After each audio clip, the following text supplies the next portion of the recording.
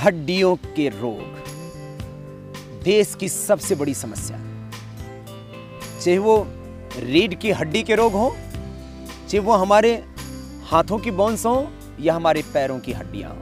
और ये bone disorders इस कदर बढ़ रहे हैं, मैंने देखा है प्रैक्टिकली करीब 80% लोगों को यह हड्डियों की समस्या है। जो 80% लोगों की देश की समस्या, उसके ऊपर किसी का ध्यान नहीं है। चाहे आपको नीचे दर्द हो, L4-5 में प्रॉब्लम हो, या आपको सर्वाइकल स्पॉन्डिलाइटिस की प्रॉब्लम हो, या आपको स्लिप डिस्क हो, या आपको सियाटिका हो, या आपको एंक्लोजिंग स्पॉन्डिलाइटिस पेन हो, या आपको जो है कोहनी के अंदर दर्द हो, या आपको जो है आपके जॉइंट्स में पेन हो, या आपको जो है कि कार्टिलेज डैमेज हो गए, या आपके जो है लिगामेंट्स टेढ़े हो गए हैं, या आपको जो है ऑस्टियोपोरोसिस हो गया है, यूरिक एसिड बढ़ गया, आर फैक्टर पॉजिटिव हो गया, ऑस्टियोआर्थराइटिस हो गया, गाउट हो गया, कोई भी प्रॉब्लम है ना आपको, सबके सब ये हमारे डिसऑर्डर्स हैं बोन्स के।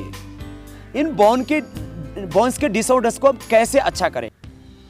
लोगों को योग और प्राणायाम के प्रभाव भी अन्य बीमारियों में जो है उनको वो सटीक नजर आते हैं। जैसे उनको लगता है कि किसी को डायबिटीज है और कपालभाति करेंगे तो बोले डायबिटीज अच्छी हो जाएगी, क्योंकि इससे पेनक्रियाज के बीटा सेल्स रीएक्टिवेट होंगे।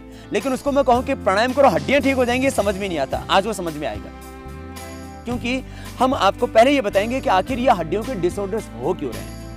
हड्डियों के डिसऑर्डर्स में एक बड़ा कारण है हमारे मसल्स का वीक होना। हड्डियों के डिसऑर्डर्स में एक बहुत बड़ा कारण है कैल्शियम का पूरा एब्जॉर्प्शन नहीं होना।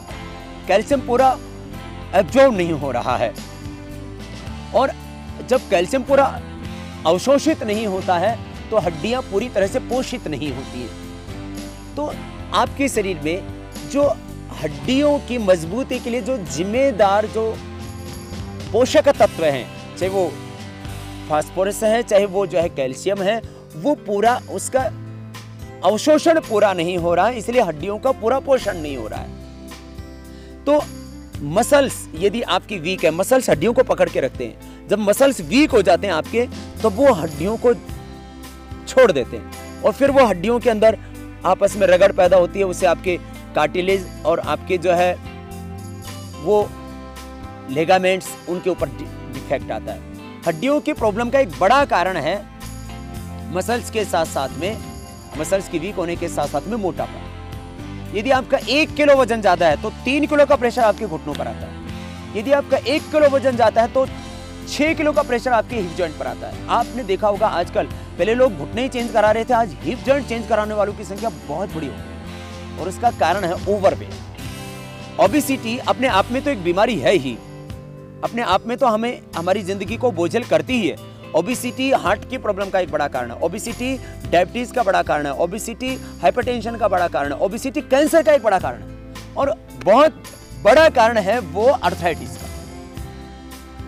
देखो, आपका वजन जितनी आपकी हाइट है उतना इंच होना चाहिए। माना कि आपकी हाइट 5 फीट 5 इंच है, किसी की 5 फीट 5 इंच, किसी की 5 फीट 7 इंच, लेडीज की अक्सर 5 ही फीट पर सिमट जाती है। यदि आपकी हाइट 5 फीट है तो आपका वजन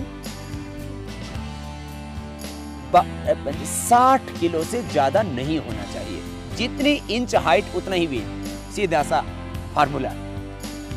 यदि आपकी हाइट 5 फीट 7 इंच है तो आपका 67 केजी, जैसे मेरा 5 फीट 7 इंच है मेरी हाइट, तो मेरा वजन है 67, और हमेशा यही रहता है।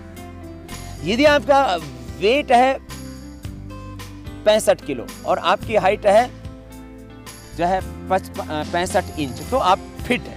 नहीं तो आप इसमें आप थोड़ा सोचिए, आपका यदि 10 किलो वजन ज्यादा है, यानी आपका वजन होना चाहिए 65 किलो, आपका वजन होना चाहिए 60 किलो, और आपका 70 किलो वजन है, तो 10 ही किलो वजन ज्यादा है, तो 30 किलो का प्रेशर पड़ा आपके घुटनों पर, तो घुटने घिसेंगे,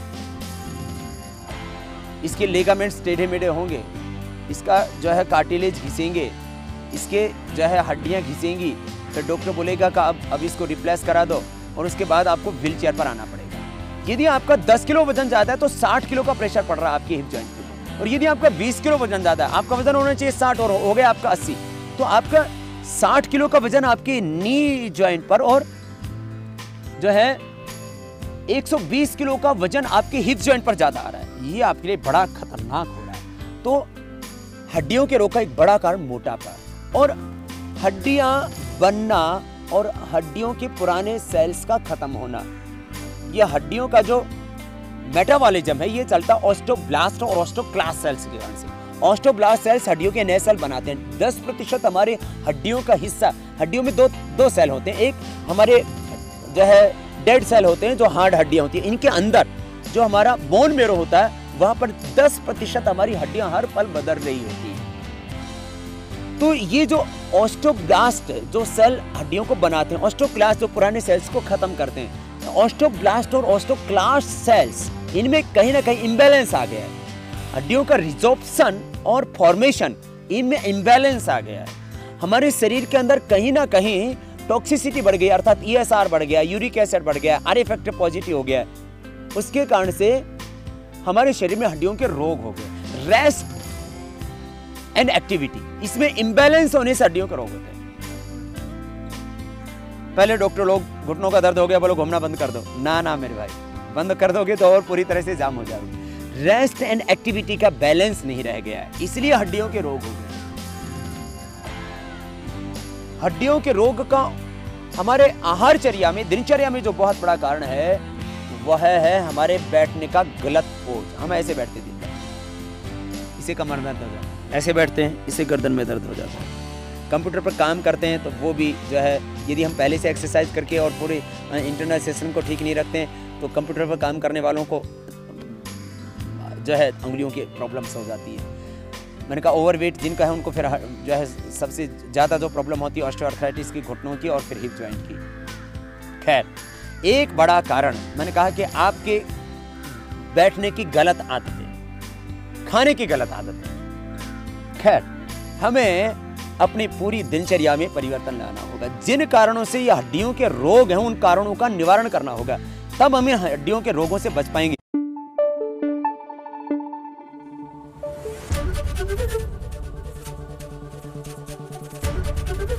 ABP न्यूज आपको रखे आगे।